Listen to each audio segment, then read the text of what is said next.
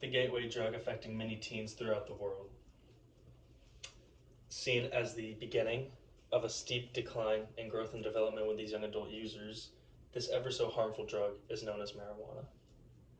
Often referred to as the ganja, tree, grass, kush, and other different slang terms, marijuana has proven time and time again that it is one of, if not the most harmless, safest substances you can use when done so properly.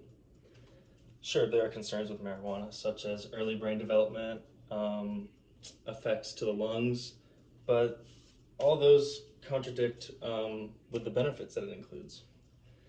In my personal experiences with marijuana, I primarily benefited from the effects it brings. With having ADHD, I find it easier to focus on a task or an assignment after using the effects of marijuana.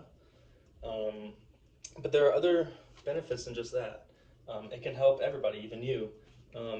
It's often known to help with stomach aches, joint pain, any kind of physical pain, really. Marijuana is known as a Substance 1, Schedule 1 controlled substance, which means it's considered just as dangerous and abusive as heroin, LSD, and ecstasy.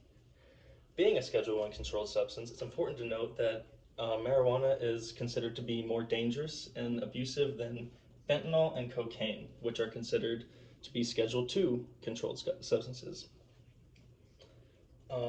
However, in a U.S.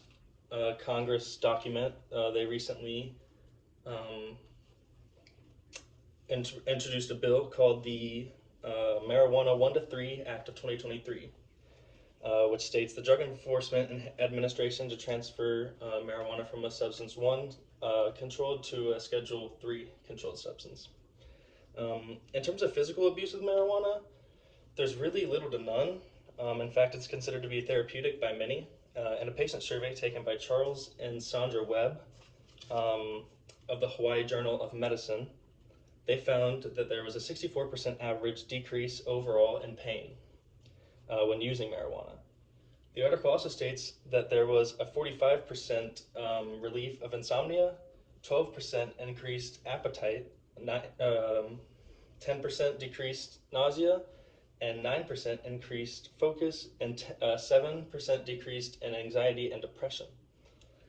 People have been debating for years about the overall usage and effects of marijuana. In a 1999 interview with Mark Kleiman on Frontline, Kleiman states, there are two viewpoints of marijuana. One is that of all the illicit substances, it is the least harmless, or least harmful and least dangerous by a long shot. And the other viewpoint is that marijuana is the illicit substance most likely to be used by juveniles and abused. Kleiman goes on to explain how the second viewpoint is not the case at all. In fact, there was another journal article titled The Public Health Effects of Legalizing Marijuana by Mark Anderson, who states, researchers have produced very little credible sources and information of young adults using more marijuana when it is legalized in their state.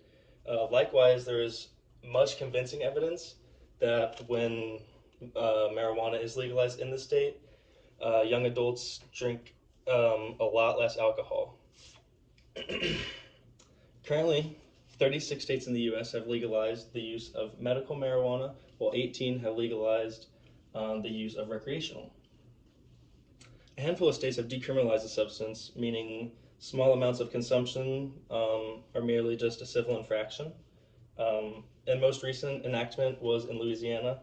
According to Kate Bryan of ncsl.org, in 2021 in Louisiana, legislator enacted Bill 652, which eliminates jail time and reduces the maximum fine to $100 per 14 grams of marijuana when you're carrying.